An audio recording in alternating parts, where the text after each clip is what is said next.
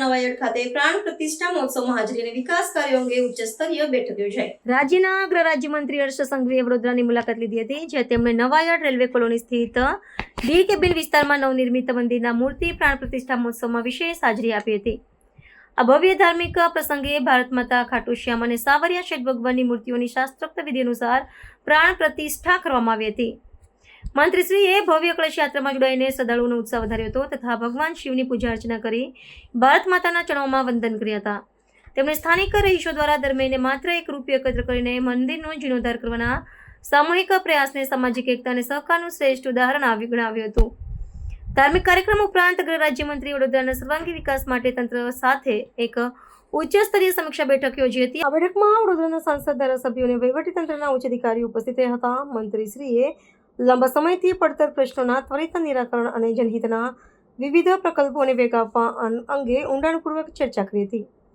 રાજ્ય સરકારની કલ્યાણકારી યોજનાઓનો લાભ છેવાડાના માનવી સુધી સરળતાથી પહોંચે અને વહીવટી પ્રક્રિયા વધુ સુદૃઢ બને તે માટે તેમના અધિકારીઓને આવશ્યક દિશા નિર્દેશો આપ્યા હતા। કાર્યક્રમ દરમિયાન જનસભાને સંબોધતા હર્ષ સંઘવીએ મહિલા સુરક્ષા અંગે મહત્વપૂર્ણ નિવેદન આપ્યું હતું। તેમણે સમાજને અપીલ કરી હતી કે દીકરીઓ કોઈ મુશ્કેલીમાં મુકાય ત્યારે તેમની ટીકા કરવાને બદલે રાણી લક્ષ્મીબાઈ બનીને તેમની રક્ષા માટે આગળ આવવું જોઈએ। તેણે સ્પષ્ટ શબ્દોમાં ચેતવણી આપી હતી કે જો કોઈ વ્યક્તિ પોતાની અસલી ઓળખ છુપાવીને કે નામ બદલીને દીકરીઓને ફસાવવાનો પ્રયાસ કરશે તો રાજ્ય સરકાર તેને સાંખી લેશે નહીં। આવા અસામાજિક તત્વો સામે કડકમાં કડક કાયદાકીય કાર્યવાહી કરવામાં આવશે, જેનું ઉદાહરણ રાજ્યમાં પોલીસ દ્વારા બચાવવામાં આવેલી અનેક દીકરીઓના કિસ્સા પરથી જોવા મળે છે। ઓમ નમઃ પાર્વતી પતે હર હર મહાદેવ। આજે રામેશ્વર મહાદેવ મંદિર દ્વારા આયોજિત આપણા સૌનું આસ્થાનું ખૂબ મોટું કેન્દ્ર એવું આ રામેશ્વર મહાદેવ મંદિરના પ્રાંગણમાં ખાટુ શ્યામજી, સાવરિયા શેઠજી, ભારત માતાનું મંદિર અને દુર્ગા માતાનું મંદિર, અને જ્યાં એક બાજુ હનુમાનજી હોય, શિવજી હોય, રામજી હોય, અને આ બધા જ ભગવાનોના આશીર્વાદ એ આપને સૌને હવે આવનારા દિવસોમાં મળવાના છે। હું આપ સૌ લોકોને આ નવા મંદિરો અને મંદિરોની આજે પ્રતિષ્ઠા આપના સૌના જીવનમાં નવો ઉત્સાહ, નવો ઉમંગ અને તમારા જીવનની બધી જ મનોકામનાઓ પૂર્ણ થાય તેવું આપ સૌને શુભકામનાઓ પાઠવું છું। એવું કહેવાય છે કે જ્યારે રેલવેનું બી અસ્તિત્વ નહોતું તે પહેલાનું આ પ્રાચીન સ્વયંભૂ શિવલિંગ એ બરોડાના હજારો લાખો પરિવારોને આશીર્વાદ આપતા આવ્યા છે, અને એવા શિવજીની આપને સૌને કદાચ મારી તમારી પેઢીને તો અહીંયા દર્શન કરવાનો અવસર મળતો જ હશે, પરંતુ પેઢીઓ પહેલાથી વડોદરાના નગરજનોને આ મંદિરે, આ સ્થળે આશીર્વાદ આપ્યા છે, અને આપણા સૌનું ખૂબ મોટું આસ્થાનું કેન્દ્ર બી રહ્યું છે। ચારે દિશાએ વડોદરાના નગરજનો માટે આ આસ્થાનું સૌથી મોટું કેન્દ્ર બી રહ્યું છે। અને સાથે સાથે હું તો આજે અહીંના સૌ નાગરિકોને, પરિવારજનોને આભાર માનવા આવ્યો છું। આજ શિવલિંગની, આજ મંદિરના જીર્ણોદ્ધાર માટે આજુબાજુની કોલોનીમાં તમામ પરિવારોએ ભેગા થઈને દર મહિને ₹1 પોતાના પરિવારમાંથી આપીને આ મંદિરની જીર્ણોદ્ધાર માટેની વ્યવસ્થાઓ કરવામાં આવી।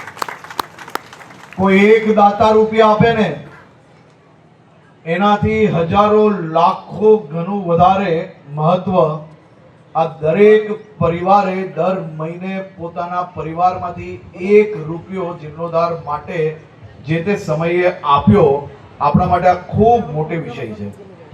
મંદિરમાં ખાસ કરીને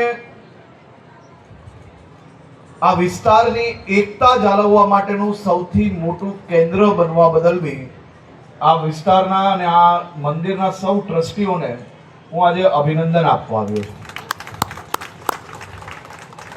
આજે હું વડોદરામાં શિવજીના પૂજા અર્ચના કર્યા પછી ભારત માતાના ચરણોમાં વંદન કરીને બરોડા શહેરના નગરજનો માટે 210 કરોડ રૂપિયાના વિકાસ કાર્યોનું ખાતમુહૂર્ત અને લોકાર્પણ કરવા જઈ રહ્યો છું.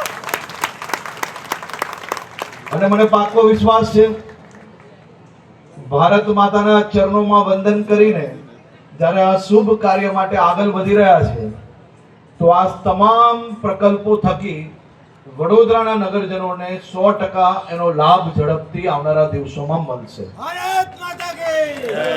ભારત માતા કી! આજે આ મંદિરના પ્રાંગણમાંથી હું મારા વડોદરા શહેરના જિલ્લાના અને આસપાસના વિસ્તારના નગરજનોને અહીંયા આટલી મોટી સંખ્યામાં મારી માતાઓ જ્યારે હાજર છે ત્યારે હું આપને 2 હાથ જોડીને વિનંતી કરવા આવ્યો છું. અને એ વિનંતી છે કે આ શહેરની, આ વિસ્તારની, આ સમાજની ભોલી ભાલી દીકરીઓ, અને એ દીકરીઓ અગર કોઈનો શિકાર બની જાય તો એ દીકરીઓની ટીકામાંથી બહાર આવીને તમે સૌ રાણી લક્ષ્મીબાઈ બનીને મારી આ બહેનોની રક્ષણ માટે આગળ આવો. આજના જમાનામાં રક્ષણ માટે તમારે તલવાર નીકાળવાની જરૂર નથી. આજના જમાનામાં રક્ષણ માટે જો આ ભોલી ભાલી દીકરીઓ ક્યાંક ફસાઈ જાય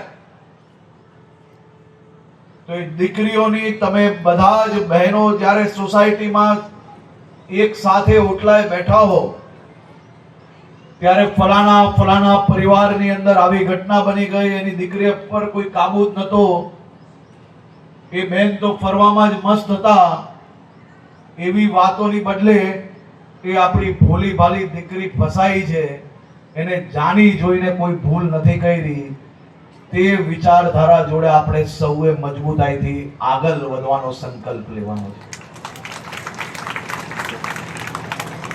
જે ફસાયેલી દુભાયેલી દીકરીની ટીકા કરવાની બદલે તમે એનું રક્ષણ કરશો, એની જોડે ખભે મિલાવીને જો તમે સાથે ઉભા રહેશો ને તો આ સમાજમાં કોઈ બી દીકરો દીકરીને હેરાન કરવાનું બી વિચારી નહીં શકે. અને ભૂપેન્દ્રભાઈ પટેલની સરકાર દ્વારા એ મક્કમતા જોડે નિર્ણય લેવાયેલો છે કે રાજ્યની કોઈ બી ભોલી ભાલી દીકરીને કોઈ વ્યક્તિ નામ બદલીને એ દીકરીને કોઈ ઝાંસામાં ફસાવશે, ખોટું નામ ધારણ કરીને દીકરી જોડે જો બળજબરાઈ કે લગ્ન કરવામાં આવશે તો એવા ગુનેગારો જોડે આ ભારતીય જનતા પાર્ટીની સરકાર, તમારા સૌની સરકાર એ જિંદગી ભર સુધી કોઈ દીકરીને આંખ ઉઠાવીને ના જોઈ શકે તેવા કડક પગલા ભરવા માટે અમે ખૂબ જ મજબૂતાઈથી કામગીરી આગળ વધારી રહ્યા છીએ. ગુજરાતનું બનાસકાંઠા, સાબરકાંઠા, પંચમહાલ, વડોદરા, સુરત અને અનેક જિલ્લાઓમાં છેલ્લા 1 વર્ષમાં આવી અનેક દીકરીઓને ખોટા નામ ધારણ કરીને લગ્ન કરનારના સકંજામાંથી બહાર લાવવામાં અનેક સંગઠનો જોડે મળીને ગુજરાત પોલીસને સફળતા પ્રાપ્ત થઈ છે. તમારા સૌનો સહયોગ માંગવા આવ્યો છે. મારી માતાઓ આ ટીકામાંથી બહાર આવીને આજના પાવન દિવસે તમારે સૌએ સંકલ્પ લેવાનો છે કે આ પ્રકારની કોઈ બી ઘટના મને ધ્યાનમાં આવી તો એ પરિવારની ટીકાની બદલે એ પરિવારની સહયોગી બનીને સાચા મનથી આપણા રાજ્યની ભોલી ભાલી દીકરી ફસાયેલી હોય તેને બહાર લાવવામાં અમે સૌ લોકો રાણી લક્ષ્મીબાઈના અવતારથી કામ કર્યું. હું વડોદરાના સૌ નગરજનોને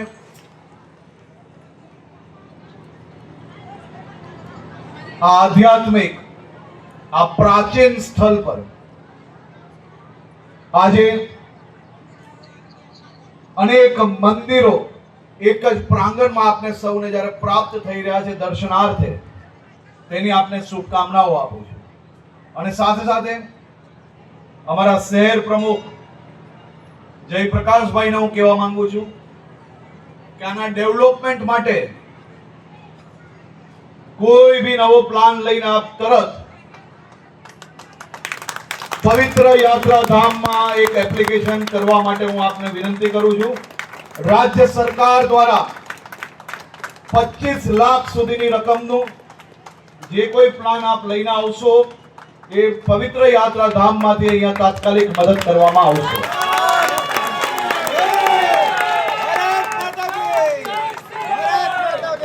આપ સૌ લોકોને ફરી એકવાર ખૂબ ખૂબ શુભકામનાઓ. ખૂબ ખૂબ આભાર.